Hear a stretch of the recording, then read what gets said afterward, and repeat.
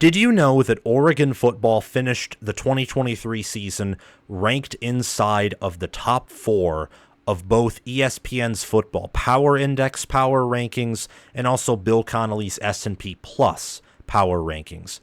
But how can you say that, Sam? They went 11-2 to close out the regular season, losing to the same team twice, so they had 2 chances to earn a quality win against the eventual national champion runner-ups, and they failed to do so. All the meantime, they played a weak sauce strength of schedule, which included their New Year's Six Bowl win over Liberty, for crying out loud, who would have never beaten any other team that made a New Year's Six Bowl appearance. And they weren't finished inside of the top 4 of the AP or coaches poll, and they didn't get an invite to the college football playoff. So how can you say that they were a top 4 team last year or ranked inside of the top 4 from any perspective? Well, pardon the casual there, I said power rankings or power ratings, whatever you call them. And that mainly, if you didn't know this, power ratings and rankings mainly relate to who would Vegas, or more accurately, who would the person who's making the power rankings favor on a neutral field versus another team. It mostly relates to Vegas, of course, in terms of odds. A lot of these do, but FPI has their own flavor. S&P Plus has their own flavor. Phil Steele's power rankings have their own flavor. ELO chess rankings for college football teams have their own flavor. And I could go on and on and on. There's all these different power rankings out there. I even have my own that I'm hoping to have up about, I would say, a week from now, even before the week 0 game. But we'll see if it gets up there. Oregon in power rankings, power ratings, finished top 4 last year. And that's because, to conclude the season, they were number 2 in average scoring margin. Number 2. Finishing the year with a plus 24.2 average scoring margin. And if you go before the New Year's Six Bowl games, and it's useful because not all New Year's Six Bowl games or bowl games, period, including the college football playoff matchups, are created equal. Like Michigan playing Alabama is a much tougher and better game than Oregon playing Liberty. Oregon, to conclude the regular season, had a plus 22.9 average scoring margin, which was 3rd, only behind Michigan and Penn State.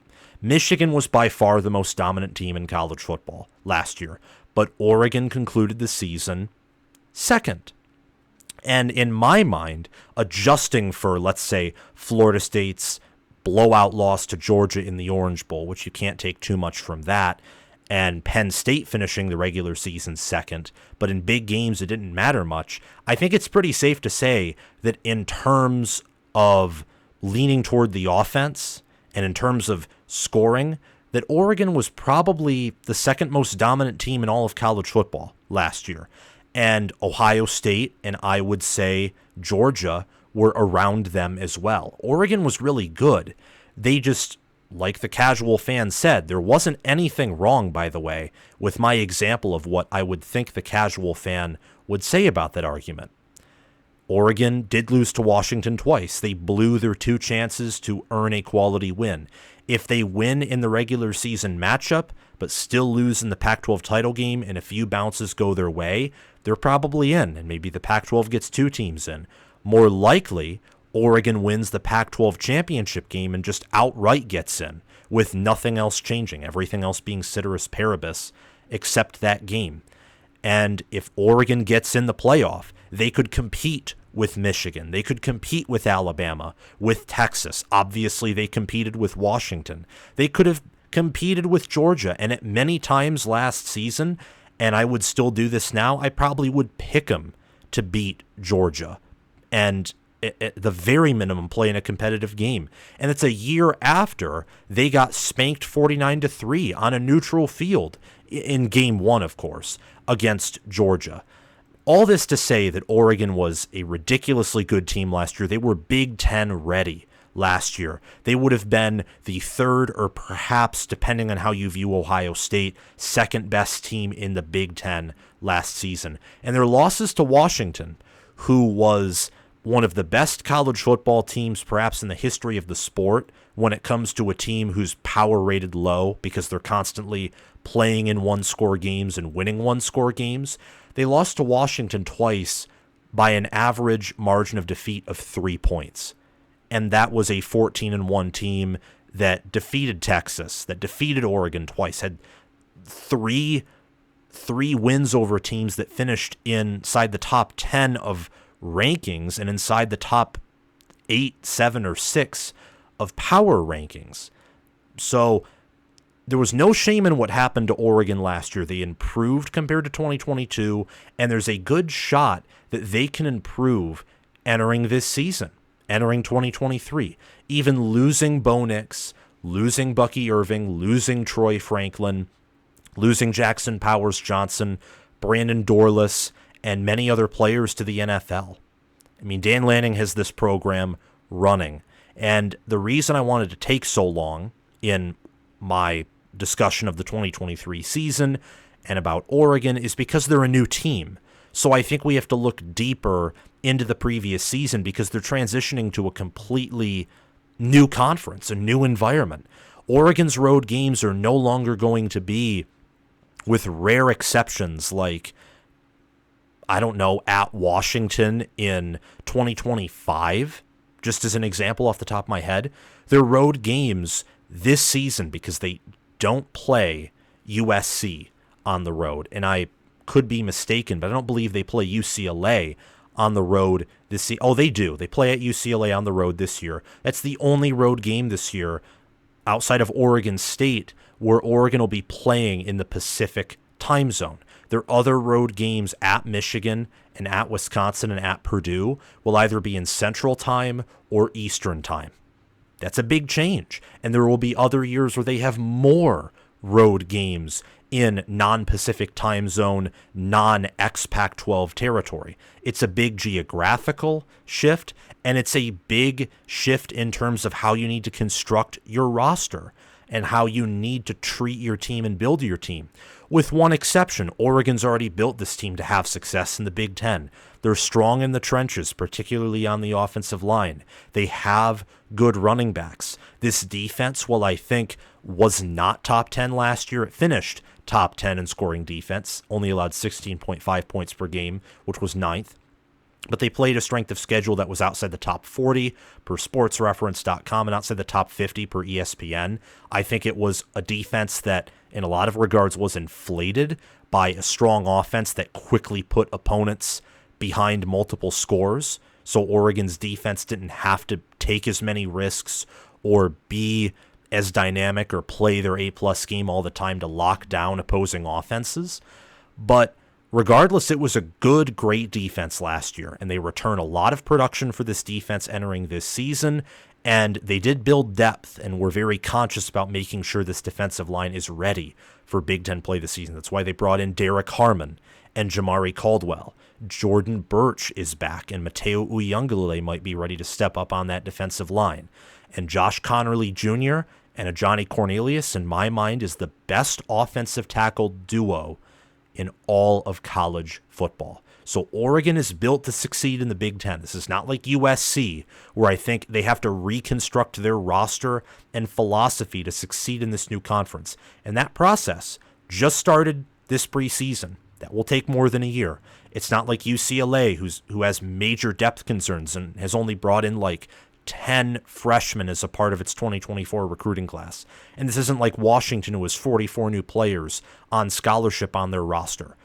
Oregon is built for success in the Big Ten. That is why I have them, spoiler alert, making the college football playoff and being one of the best teams in the Big Ten, which is not typical of teams who move from one formerly Power 5 conference to another Power 5 conference, or in this instance, moving from a Power 5 conference to a Power 4 conference because the Pac-12 no longer exists. Rest in peace to the Pac-12.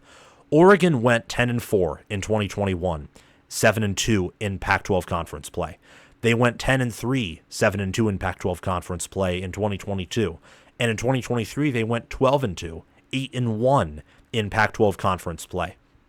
Taking all of that into account, the fact that Oregon has had 3 double-digit winning seasons in a row, they won the Pac-12 in 2019 and 2020, whether it's Mario Cristobal and now Dan Lanning, Oregon has been successful in the Pac-12 as of this past half decade.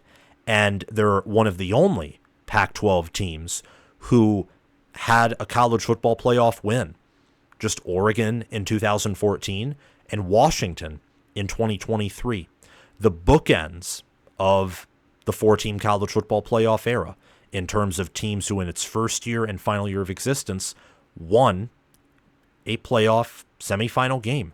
Actually, all those teams were Big Ten teams, Ohio State and Oregon in 2014 and Michigan and Washington in 2023. So not were Big Ten teams, but now are Big Ten teams. I think Oregon expects to go 11-1 or 12-0 this season, losing to one of Michigan or Ohio State, maybe on the road to Wisconsin. I could see Oregon beating those two titans, Michigan and Ohio State, but getting worn down by them in the process, and then Wisconsin being a very good team, and maybe they slip up there. It's more likely they beat one of Ohio State or Michigan and lose to the other one, or they expect to beat both of them. And I think in the college football playoff, since it would be Dan Lanning's first time making it, and in the first round, you could meet up with a team who you should beat by multiple scores if you're one of the top teams in the Big Ten. You could also meet up with the SEC runner-up or third-best SEC team or something and be an underdog. So taking that into account, I think one college football playoff win, along with 11 or 12 regular season wins, and with rare exception to maybe getting into a tiebreaker at 11-1, playing for the Big Ten championship game, I think that's a reasonable expectation for Oregon in year one with the Big Ten. And who would have ever thought that that would be a reasonable expectation? But here we are. Along with Ohio State, they're the only team picked by the preseason Big Ten media poll to win the conference. And it's implied by the preseason rankings from Big Ten media days that it's exclusively predicted to be an Oregon-Ohio State matchup for the Big Ten championship. Let's dive into this schedule and also the roster of this team, transitioning away from the preseason expectations, what Oregon did in the preseason, and also 2023 to now, what I think they're going to do this year.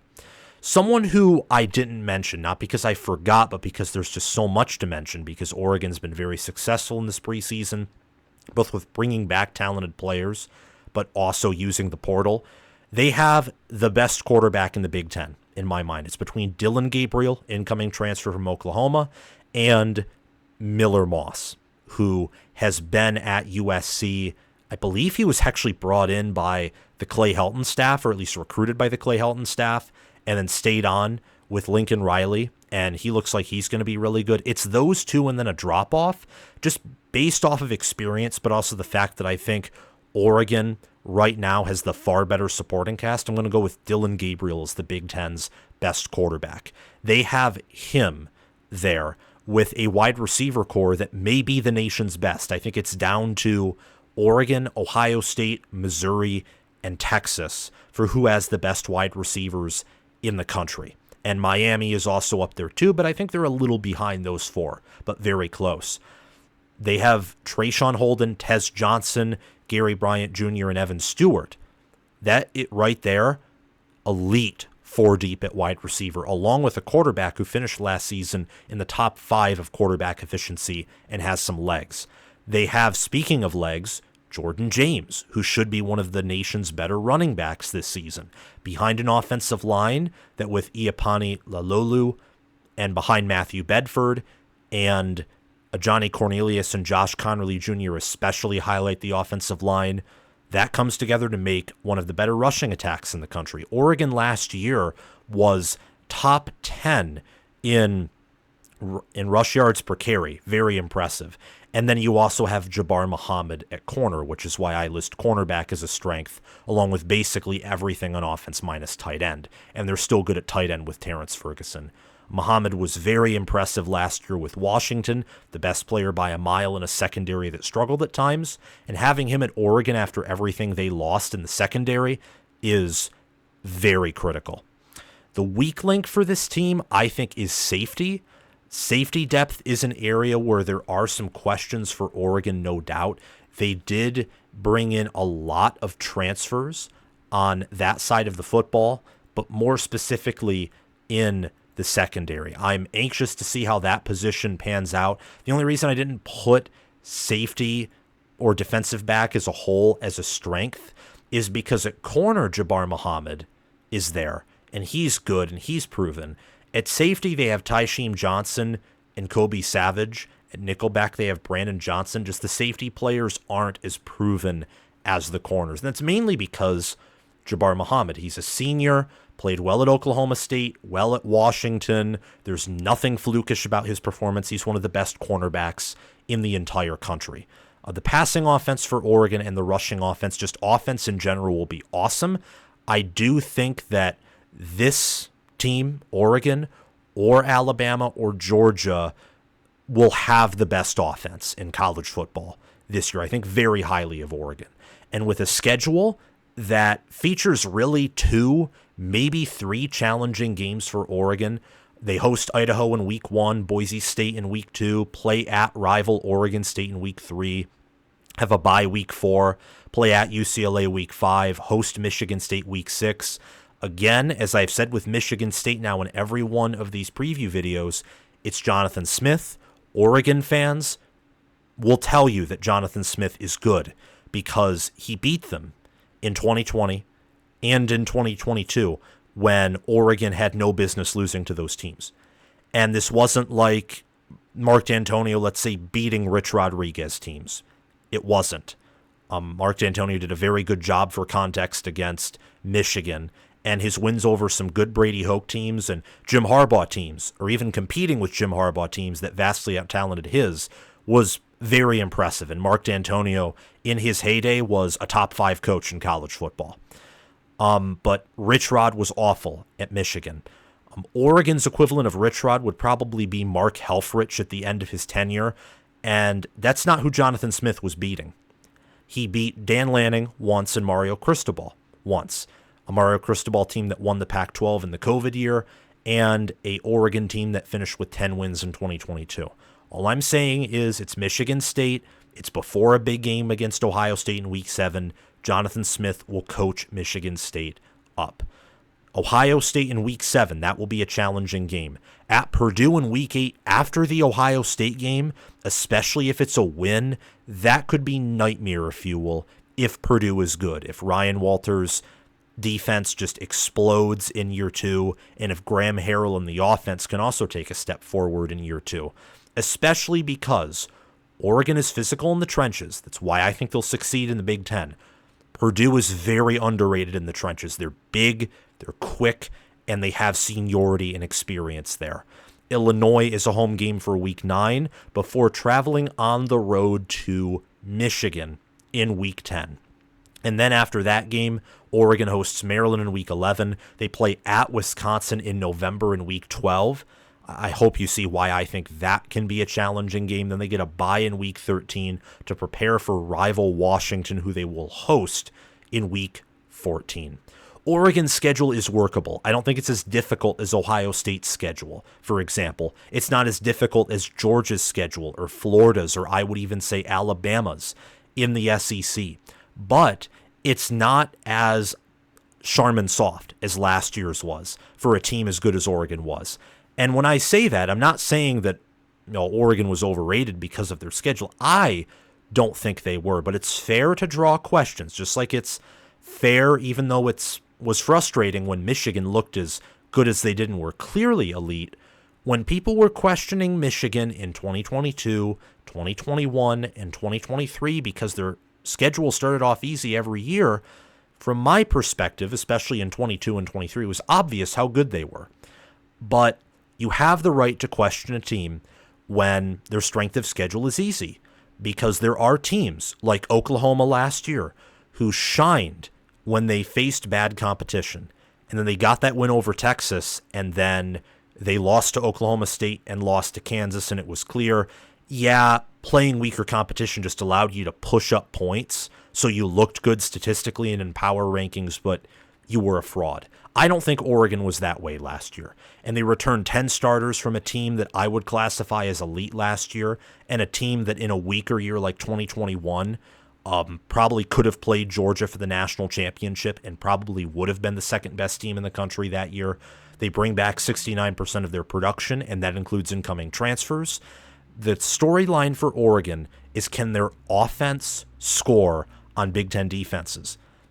And that's really the only area where I bring up the strength of schedule seriously as a point of question, is will Oregon be as dominant as they were last year this year, even if they are a better team compared to last year? And newsflash, I don't think they will be. I actually think they'll take a slight step back compared to the team they were last year. Perhaps a sizable step back, but because of how great I think they were last year, they'll still be one of college football's best this season.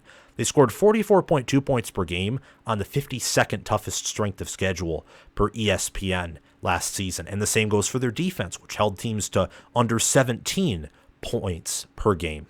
I think that Oregon will beat Idaho, Boise State, Oregon State, UCLA, Michigan State, fall to Ohio State at home in Week 7. The storyline for that game, even if Oregon is better than Ohio State in the trenches, which is unlikely because Ohio State will have anywhere from an average to above average to good offensive line and an elite defensive line, it'll probably be the opposite or inverse for Oregon. They will have an elite offensive line, but a above average, good, great defensive line. Even if Oregon does have home field advantage and a slight trench advantage and a quarterback advantage, Ohio State has the number one secondary in the country. Oregon looks to possibly not have a top 10, top 15, could maybe even be outside the top 20 or top 25 secondary when you adjust for them having a good defensive line, linebacker core, and offense that maybe can hide some of the secondary's issues. Ohio State has a big matchup advantage in terms of outside play and backfield play for skill position versus the defensive backfield. And I think Ohio State is the deeper roster and the better head coach. So I have that pegged as a loss. Purdue on the road will be a win in Week 8. Illinois in Week 9 will be a win. At Michigan, I think Michigan will have a matchup advantage over Oregon in the trenches. It's a home game for Michigan in November. Bit of a weather change, also a long-distance travel against a Michigan team that I think will be ready for Oregon. Michigan, again, I think having the better secondary, better linebacker room, better D-line, better defense all around, and then having a trench advantage, it'll be another close game, but another close loss for Oregon in my mind. But against Ohio State and Michigan, I could see Oregon winning those games, especially if Oregon's defense is better than I believe it will be. They could make Michigan's offense one-dimensional and eventually wear Michigan down even in their own house. And against Ohio State, just by virtue of it being a home game, and I think Oregon having a better trench advantage over Ohio State than they would against Michigan, they could beat Ohio State that way as well by game controlling them. I think they'll beat Maryland, Wisconsin, and then close out the year with a win against Washington. I have them beating Missouri on the road in the first round of the college football playoff. I have Missouri going 11-1, so I think they'll get the nod, higher seed over Oregon, but I think Oregon's the better team by a fair margin. So even with home field advantage, I think Oregon, with extra preparation time, will go on the road and beat Missouri. But Georgia, I have Georgia as the nation's best team this year and winning the national championship. They're deeper than Oregon. They have the better quarterback, better offensive line, better tight ends. They could even have the better running back with Trevor Etienne. And I think that they'll have the better linebacker room, better defensive line, certainly better secondary.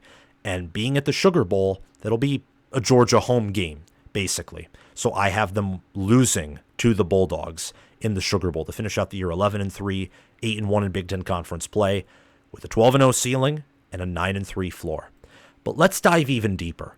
I want to look at, as I've been doing, I think, for parts of this video, reasons why I'm right, why I'm wrong, but also every team in college football has its advantages and disadvantages. And especially the teams that are at the top have X factors. You can really go in and nitpick and find X factors or at least points of advantage for every team, but it's easy for a team like Oregon because they're that good. And I think, by the way, with the record prediction I just gave for Oregon, because I know some people have said in the comments that I'm East Coast biased, and I don't think I am. I highly doubt that. Maybe there's some truth to it, because we all have blind spots and biases, but I don't think so. And I'll say that because I think that Oregon, Penn State, Michigan, and Ohio State, that really only inches or centimeters or millimeters, maybe a millipede, talk about an interesting animal, separates those teams. I happen to have Oregon power rated fourth in the Big Ten, but I could easily see them being first. Same goes with Penn State, Michigan. I have Ohio State power rated first. I could see them even being fourth. I will admit, though, Oregon, because of the nature of the quarterback play that they have, the way that they've recruited, and the fact that their schedule isn't like an Ohio State's or Florida or Alabama or Georgia. So if they do somehow have depth concerns, they're not going to be as worn down by their schedule. I do believe that their team could have a higher ceiling than Penn State or Michigan. It's hard to believe with Ohio State because they return, 15 starters and have the best recruiting class in the Big Ten and currently the best head coach in the Big Ten. And by recruiting class, I more so mean culmination of recruiting classes over the past 4 cycles, like the most talented roster. But I digress. The margins between those teams are very thin, where I think Oregon outclasses all 3 of those teams is their offensive line play. That is their non-negotiable. That's their X factor. If you want to beat Oregon, you will have to limit them in the trenches. Ohio State and Michigan have the defensive line to do that. They have the potential there, but that is not a statement of fact necessarily, because we have to wait and see how that plays out. We don't know if they will do it. It's a statement of potential. They have the potential to do that, but it will be challenging. And you mainly look at offensive tackle, and that is the X factor of the X factor. Oregon last year only allowed opponents to sack the Ducks, mainly Bo Nix, on about 1% of their passing attempts, a 1.04% sack percentage. That was first in the country by a pretty good margin. They ran the ball for 5.5 yards per carry last year. That was 5th in the country. They only had 171.9 rushing yards per game. That was 40th. But that's because Troy Franklin, Bo Nix, Terrence Ferguson, Tez Johnson, Trayshawn Holden, Gary Bryant Jr., they had so much success through the air, also Bucky Irving and Jordan James, who could catch the ball, that they didn't need to run the ball all the time. That's why they ran the ball less than they did in 2022, because their passing offense with Will Stein was that much better. It was that much better. It was absolutely crazy how good their passing offense was. I mean, Bo Nix finished the year, in the eyes of some, as a better passer than Jaden Daniels. I'd say Jaden Daniels just all around was the best quarterback in the country last year. But Nix, I believe, had more passing touchdowns and more passing yards. Daniels was just the much superior scrambler. Oregon's offense also scored 0.609 points per play, which was second in the country. And they scored 40.8 offensive points per game, which was second. That's very impressive. I mean, very impressive on the part of Oregon and the job that they did last year. And that was mainly because of their offensive line, which, circling back to the Washington games last year, if Oregon beats Washington in the Pac-12 championship game and goes to the playoff, likely as the 4th seed, maybe higher because of how dominant they were. And yes, the committee does recognize the eye test. That's why they kept Florida State out. They probably would have won the Joe Moore Award. Why I'm right about this team is the offense and defense were inflated by an easy strength of schedule in 2023. I think that supports my claim that against Michigan and Ohio State, this team will be not exposed, because that's me saying Oregon's a fraud and they're anything but. They could beat those teams, but it'll say, yeah, Oregon is near elite, or they could be elite, but they're not the best in the Big Ten. Dillon Gabriel, I think, is a downgrade versus Nix. I think the evidence shows that. He's still a great quarterback, and he does have an elite supporting cast, though, so this is a double-edged sword. This is me saying that Oregon's offense won't have the same high octane that they did last year. They won't have the same ceiling. The offensive line, especially the interior, will take a step back, and quarterback play will. But he's still one of the best in the country. So Oregon's offense will still be one of the best in the country. And this is purely positive. The Ducks have the depth and talent to compete with the big boys and reach the college football playoff and win the national championship. I said earlier this preseason, if Oregon went 16-0 and won the national championship, I wouldn't be shocked. That's how good this roster is. I think Dan Lanning is a future top 10 head coach, if not one already. Oregon is a great strength and conditioning program. They have elite assistants, particularly at the wide receiver position. And I think this is one of the best teams in all of college football. The only reason why I'm wrong, and this is a positive because I think Oregon's floor is much closer to my prediction than their ceiling. If the pass rush improves, Oregon only had around 30 sacks last year, and in 2022 it was an abysmal pass rush by the numbers. If the pass rush improves and Harmon and Caldwell explode on the interior and do an elite job at stopping the run, which is possible, Oregon could easily and probably would go 12-0 and win the Big Ten and certainly would compete for the national championship. If that happens, actually, along with the secondary being a top 10 unit, they could be better than Georgia. And I'm very high on Georgia this year. I think they're a tier ahead of everyone else. Some all Big Ten players. Let's start with the All-Americans. For Oregon are quarterback Dylan Gabriel, offensive tackles Johnny Cornelius and Josh Connerly Jr., wide receivers Tez Johnson and Evan Stewart, cornerback Jabbar Muhammad, and running back Jordan James. Those are my All-Americans for Oregon. Other All-Big Ten players are center Iapani Lalolu, guard Matthew Bedford, Trayshawn Holden, Terrence Ferguson, Derek Harmon, Jordan Birch, Jeffrey Bassa, Atticus Sappington, Gary Bryant Jr., and Mateo Uyeyunglele. Really, when I look at Oregon and I see the roster that they have and the development that they're going to receive and the schedule that they have, because schedule can affect depth. Matchups are very important to determine even how some of the best players on the roster will perform. Like C.J. Stroud in 2021 and 2022, Michigan's secondary was able to give him some of his worst games of the regular season. And if Ohio State's trench play was better in those games, he would have had a better game because the pass can set up the run and vice versa. A player that I think will make or break Oregon's season, in my mind, it's got to be Jordan Birch. Jordan Birch only had 3 sacks last year, 34 total tackles, and a pass defended. He needs to have a bigger year if Oregon wants to maximize their chances of winning. Mateo Uyeyunglele on the other side, him stepping up. He had 18 total tackles and 2 sacks, I believe, as a true freshman last year. He needs to step up if Oregon wants to maximize their pass rush.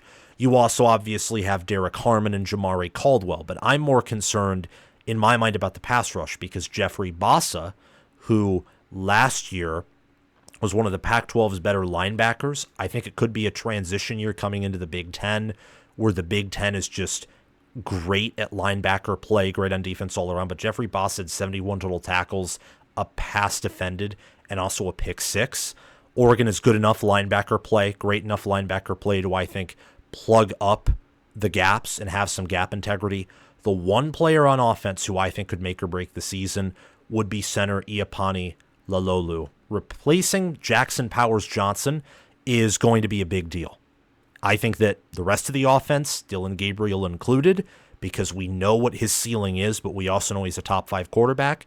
The rest of the offense, I think, is pretty set in stone. It's just how good is that interior of the offensive line going to be? I think it'll be just fine, though, and one of the best in the country. Thank you all so much for watching my preview, prediction, and analysis of Oregon football entering 2024. Make sure to like the video, subscribe to the channel, click the notification bell, and comment your thoughts down below. Thanks to Crash2488 and Brasco Rascal for being Heisman members and sponsoring this video and channel. Thanks to Chris Lane, Connor Little OH, and Ismar for being all American members and sponsoring this video and channel. Thanks to John Lynn, Roaming Gnome, Matthew Sale, Austin Christmas, and Janisha Cockrell for sponsoring this video and channel as all conference members. Check out my Patreon page via the link in the description or down below in the pinned comment to support the channel. And also, when the season comes around, to watch some of my Patreon member-only live streams. If you want to do that, sign up as an All-American or Heisman member. If you want direct message access and also sign merchandise, sign up as a Heisman member. And speaking of my merchandise, what you saw me wear in this video today is from my merchandise store. It's very comfortable. Same with the College Football with Sam themed t-shirts. You can get an Oregon themed t-shirt or a theme that includes the colors of any Big Ten school with the College Football with Sam logo. Purchase them via my merchandise store in the link in the description or down below in the pinned comment. Have a great day, guys, and I will see you all very soon. Bye-bye.